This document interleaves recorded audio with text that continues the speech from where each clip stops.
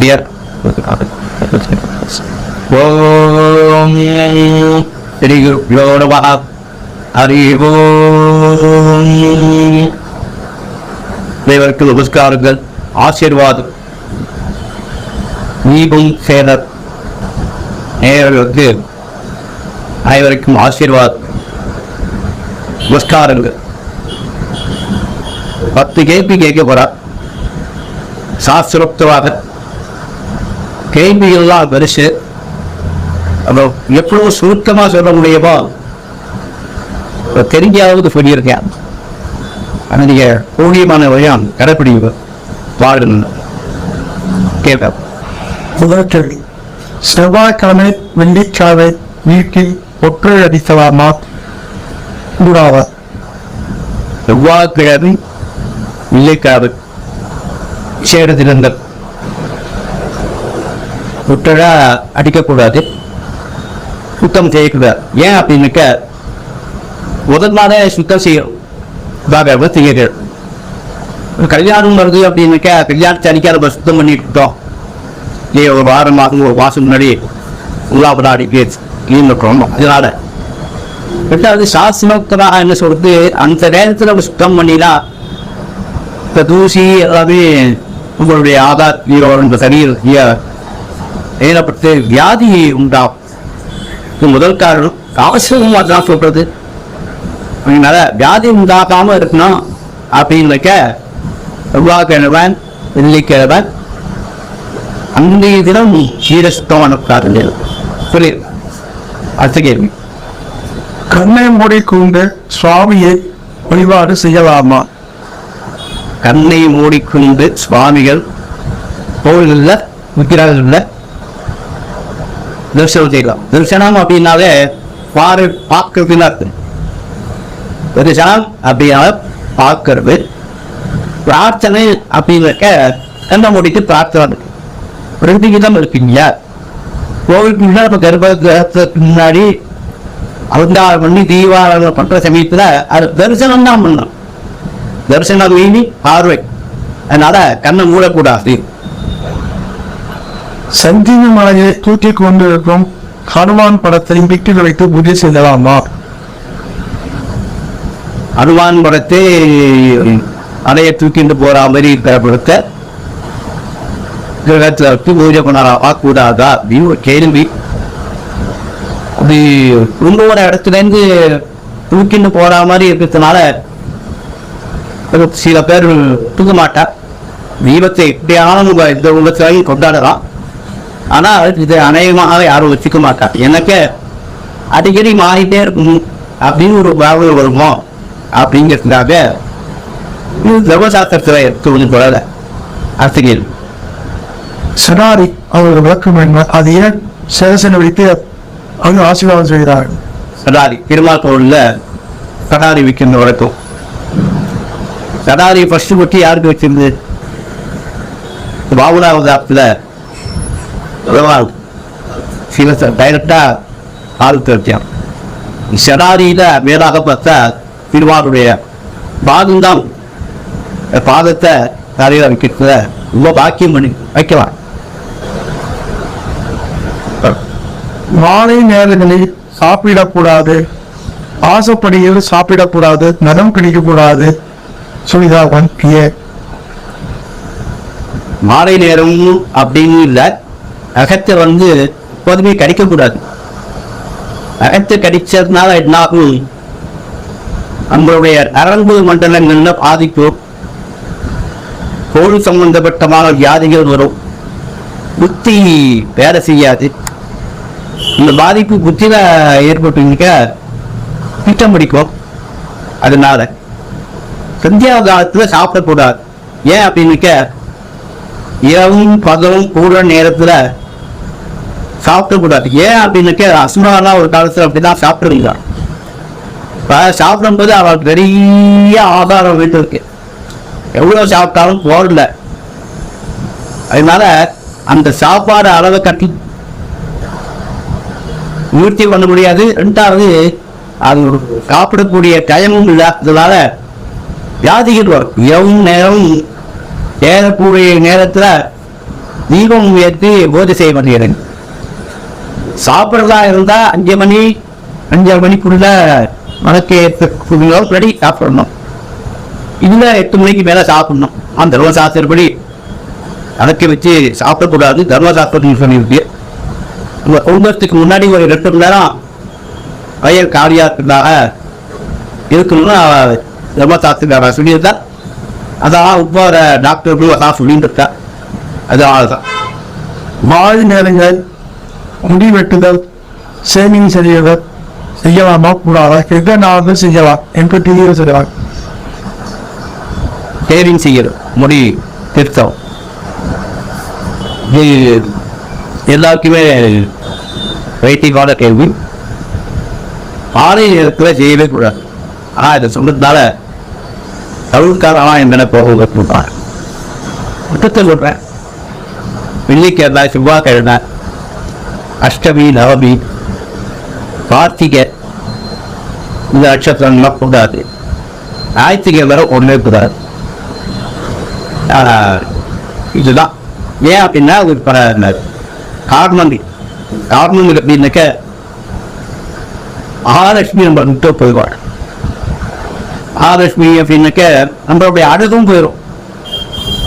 முடி சீக்கிரமா அந்த முடி தீர்த்தத்தை கூட நேரத்தில் அழைக்க வைக்க நேரத்தில் பண்ணினாக்க அசுத்தமாகிடும். அந்த வயிறானது குடியான அந்த மயிர்கள் அந்த அழுத்தெல்லாம் நம்ம உடம்புக்குள்ளேயே அதை மறுபடியும் ஒட்டினால என்ன வியாதி ஆகும்.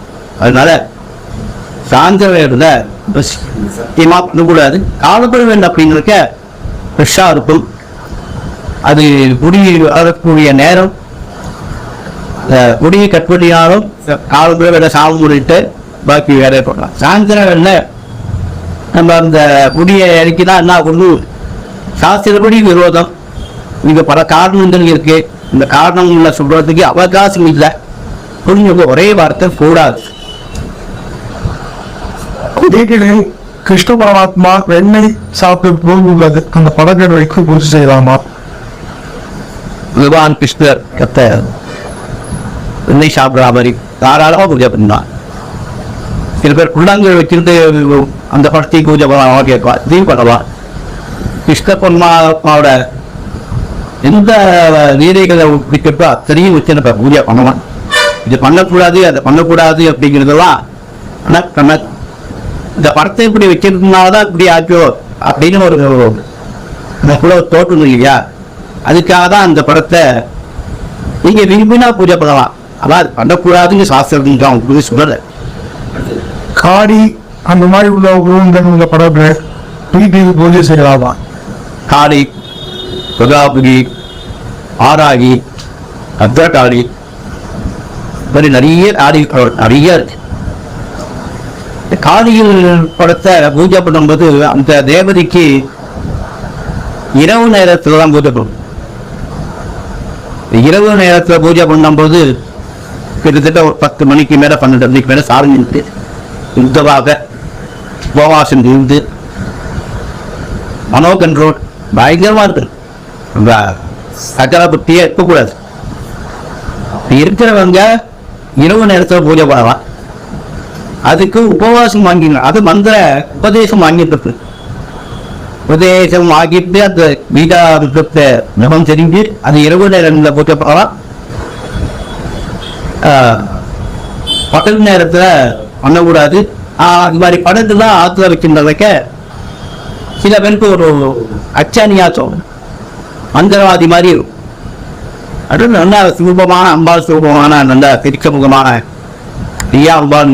இந்த படத்தை வச்சு பூஜை பண்ணினாலே காலிய பூஜை பண்ணின பொண்ணு இந்த அம்பாலும் நம்ம கொடுக்குறோம். அதனால திருச்சி முகமாக உள்ள படங்களில் பூஜை பண்ணுங்க. பாக்கி கொஞ்சம் உபதேசமாகியிருந்தா அதுக்கு அருகதி இருக்கான்னு பார்த்துட்டு இரவு நேரத்துக்குள்ளே பூஜை பண்ணலாம். அதெல்லாம் ஆத்திரம் வைக்கவே கூடாது. வச்சிருந்தாலும் ஜாக்கிரதையாக வச்சுக்கணும். ஆச்சாரம் இருக்கவே கூடாது, ஆச்சாரமான இருக்கக்கூடாது. அது குத்தி வாய்க்கொள்ளும். அதாவது குடும்பத்துக்குள்ள உள்ளவங்களுக்கு நல்ல ஒரு அம்பான் பிரச்சனை தான் போதும். அது இது மந்தா தந்தா ஆபித்தாரம் உள்ளவங்களுக்கு அதுக்குள்ள தேவதைக்குள்ள ஆதாரமே விஷயமே தனி. மதுப்பைக்கே அப்படின்னு ஒன்று இருக்கு, நிர்வாண சுகதாயின்னு இருக்கு, நிறையா இருக்கு அதுல அம்பானுக்குல. அது மாதிரி இது நல்ல விஷயங்கள் தான் இருக்கு.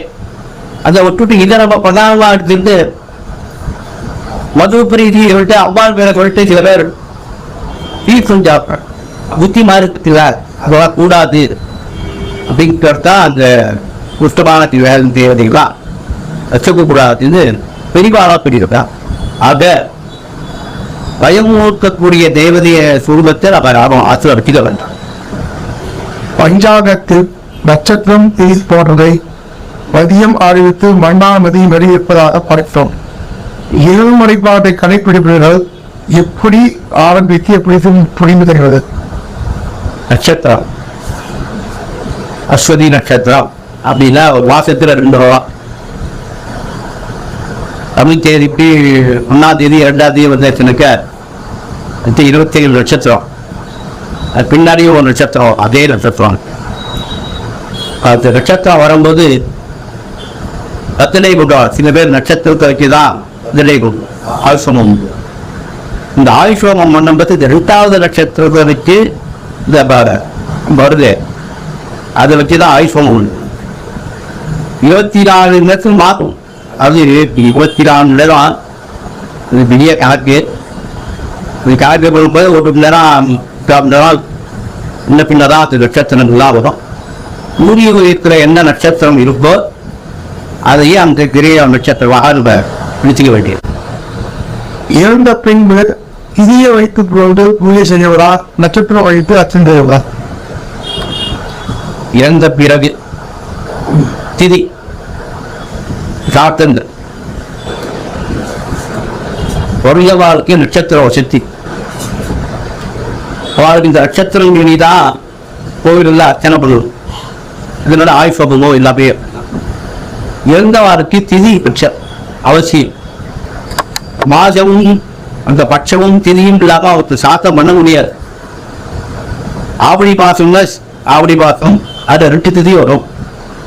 அஷ்டமினா சுக்லபட்சத்திலேயே அஷ்டமி வரும், கிருஷ்ணபட்சத்திலேயே அஷ்டமி வரும். இந்த அஷ்டமியில பண்ணணும் அப்படின்னு ஒரு கேள்வி வரும்போது சாதனைகள் அந்த தேதி கொடுத்திருப்பார். ஆவணி மாதம் சுக்லபட்சா அஷ்டமி அப்படின்னு. அப்ப தேதிகள் முன்னா பின்னா வரும்.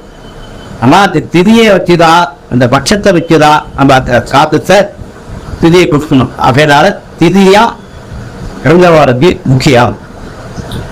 பிறந்த நாள் கொண்டாடுபவர்கள் ஆங்கில தேதி எடுத்துக்கொள்வதா, தமிழ் தேதி எடுத்துக்கொள்வதா? தேதி பிறந்த நாள் கொண்டாடும். நீங்க எல்லாருமே ஆங்கில தேதியை வச்சுதான் கொண்டாடுறோம். 99%. தமிழ் தேதியே பிரதானம் கிடையாது. பிறந்த நாள் கொண்டாடுறதுக்கு தமிழ் தேதியும் பிரதானம் கிடையாது, ஆங்கில தேதியும் பிரதானம் கிடையாது. நட்சத்திரமே பிரதானம். இதனால என்ன நட்சத்திரமோ இந்த நட்சத்திரமோ அன்னைக்கு தான் கொண்டாடும்.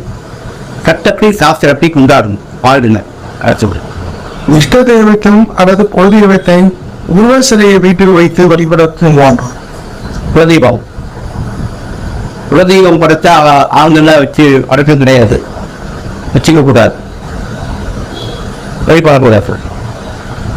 பித்ருதோஷம் ஏன் ஏற்படுகிறது? அதை போக்கு எல்லா வழி. பித்ருதோஷம் அப்படின்னா ஏன் அப்படின்னாக்க நம்ம சாஸ்திர காரியங்கள்ல பண்ணாலும் இருக்கிறதுனால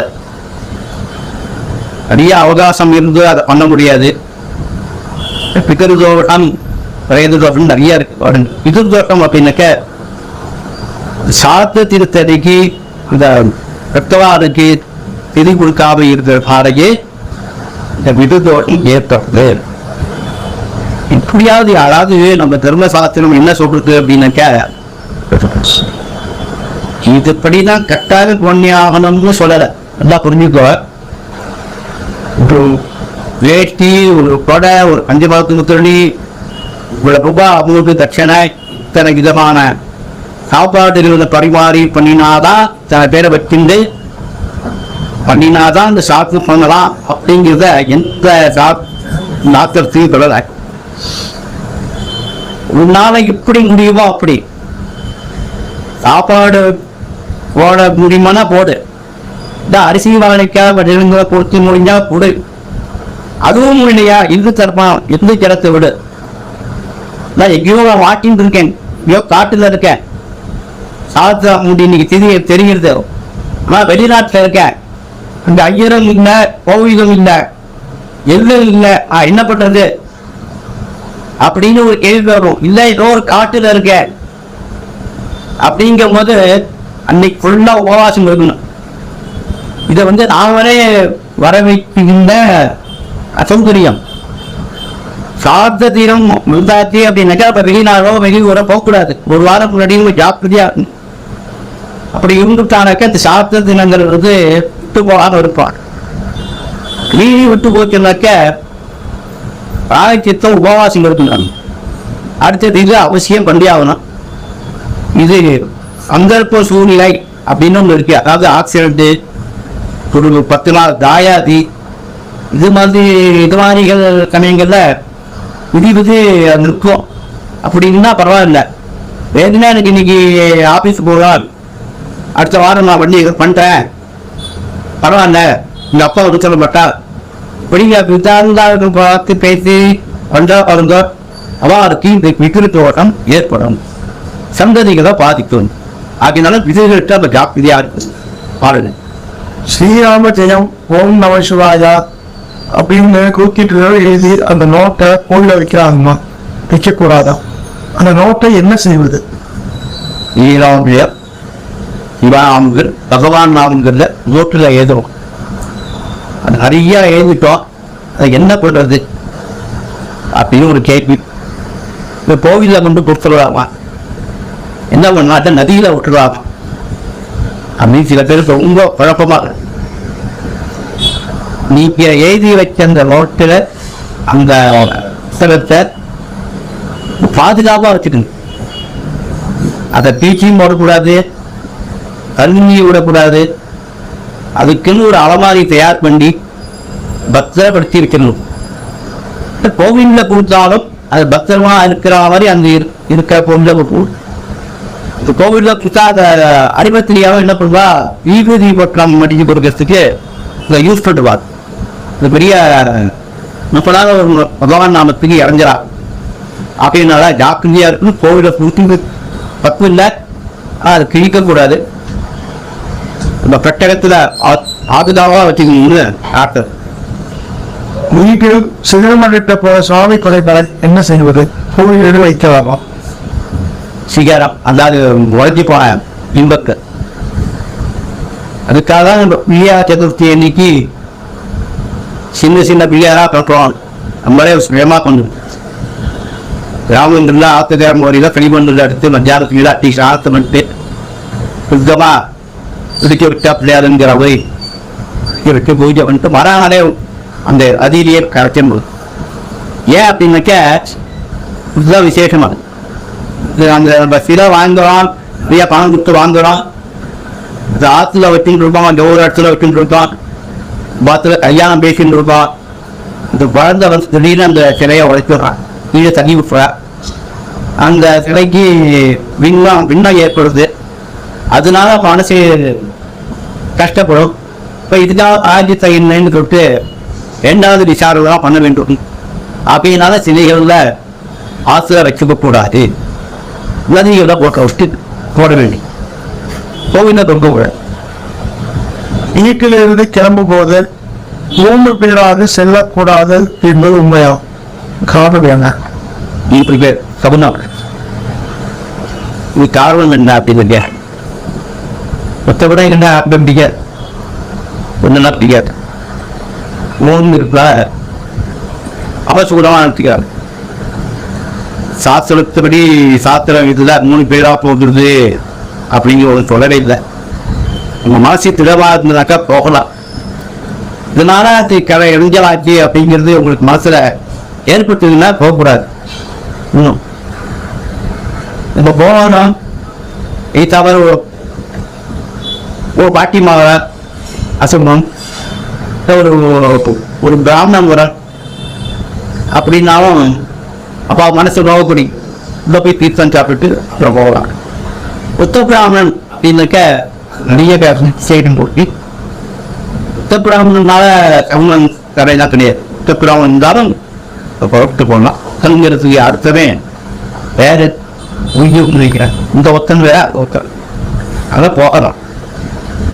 கோவில் செல்லும் போது கையை மற்றும் குங்கி என்பார்கள். அது அறிந்து செல்லக்கூடாது சொல்லுவோம். காவல் என்ன கோயில் குங்கி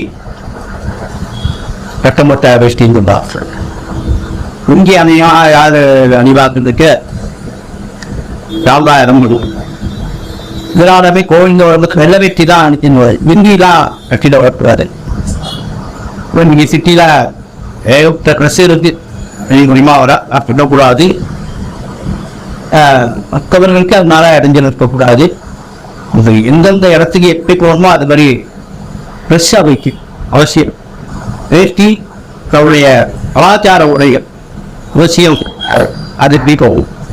ராம்நாளாக மாமியார் இருந்தா அதோட வடிச்சார் கட்டின்னு தான் போகணும். ஆட்சி குறைவா இருந்தால் அவங்க புறையில என்ன இதெல்லாம் புறவா கட்ட சொல்லியிருக்கோ அது மாதிரி போகணும். கன்னியாகுமரிக்க ராவணி சக்திகளை தான் போகணும். பாக்கி பெரிய வயசுக்காரம் புடவை கட்டுன்னு தான் போகணும். அரைக்குறை ட்ரெஸ் போட்டுட்டு போகவே கூடாது. அந்த உடைகளை பார்த்து அது கலாச்சாரமான உடைகள் அப்படின்னு தான் கோவிலுக்கு போகணும். வாழ்க்கையில் நவக்கிரகங்களுக்கு கட்டுப்பட்டதா அல்லது மறுக்கிறதி ஆவ புண்ணியம் அடிப்படையில் அமைக்கப்பட்டுள்ளதா நவக்கிரகம் அப்படின்னு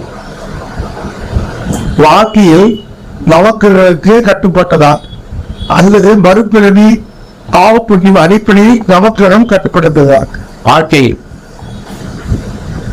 வாழ்க்கையில உள்ளாதவரைக்கு இருக்கானா அப்படின்னா நவக்கிரகம் தான் அது கூடாதமா தெய்வத்தின் உணர்வா இந்த விதியின் உணர்வா?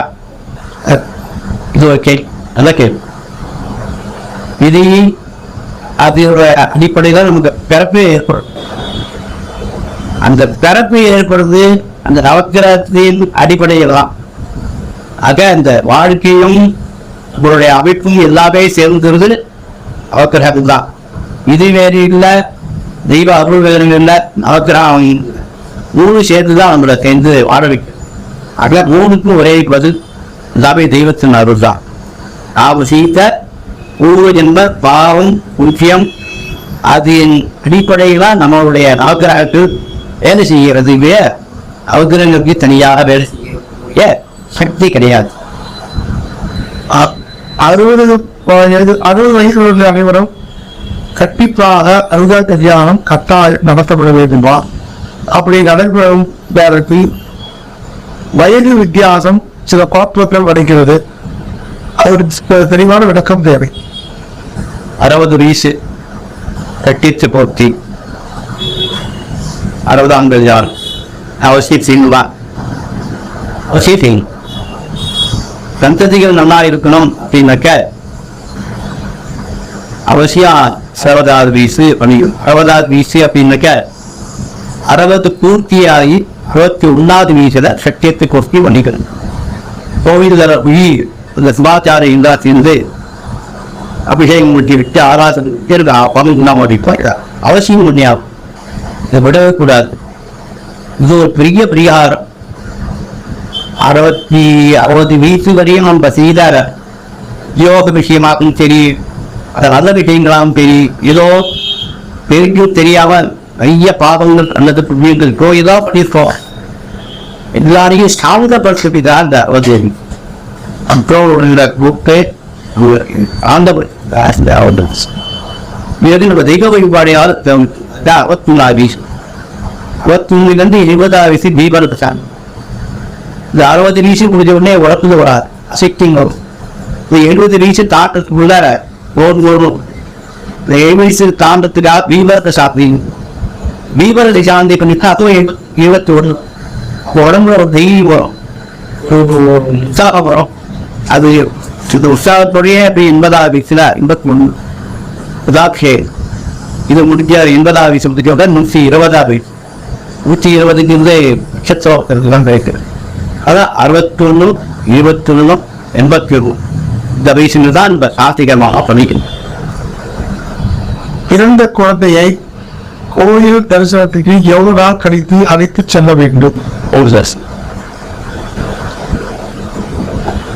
45 நாள் ஆக போகுது. இந்த 3 மாசம் அதாவது ஒரு ஏன் அப்படின்னாக்க வெளியில அந்த குழந்தைகளுக்கு எதிர்க்கக்கூடிய சக்தி கிடையாது. தாய் பார்த்து தான் இருக்கு இருந்தவன். இன்னைக்கு தாய்க்கே சக்தி இல்லாத இருந்தவன் அவ்வளவு இல்லை. அதனால சில கேள்விகள் அது யோசனமாக ஏற்படும். சொன்னா அவங்களுக்கு சிரிப்பா இருக்கும். இந்த கிருஷ்ணன் நீதியிலேயே பார்த்துக்கலாம். அவர் கிருஷ்ணர் குழந்தையா இருக்கும்போது தான் அசுரன் வந்து குழந்தைகளை துன்பப்படுத்தினான். இதுவும் நம்ம போய் பார்க்கலாம். அதனால நல்ல விஷயங்கள் நினைச்சுட்டு ஒரு 6 மாசம் வரையும் குழந்தைகளை வெளியில வாய்க்கு வராமல் இருக்கிறது. வீட்டில் உள்ள துளசி மாடத்தில் உள்ள துளசிக்கு போதை செய்து பின்பு அந்த துளசியை நாம் சாப்பிடலாமா? பலனுக்காக வீடுகளில் துளசி பூஜை பண்றோம். துளசி மாடம் அப்படின்னு துளசி மாடத்துல துளசி உடவே கூடாது. அது பூஜை பண்ற சரி நமஸ்காரத்துக்கு மண்ணை எடுத்து தான் அது துறைக்கு சாப்பிடவே கூடாது. துளசி எந்த காரணத்தை கூட நம்மளுடைய நகம் பழகக்கூடாது. சாப்பிடுறது தப்பு. மகாலய பக்ஷம் பற்றி விளக்கப்படுகிறது. அகாரிய பக்ஷம் பக்ஷம்னா சப்தமா அப்புறம் ஒன்று இருக்கு. ஆவணி மாசம் ஆரம்பிக்கும். சாத்திர பக்தா கார்த்திகை மாதம் முடிவு போகும். ஏன் அப்படின்னாக்கா அவ்வளோ டைம் கொடுத்துருக்காங்க.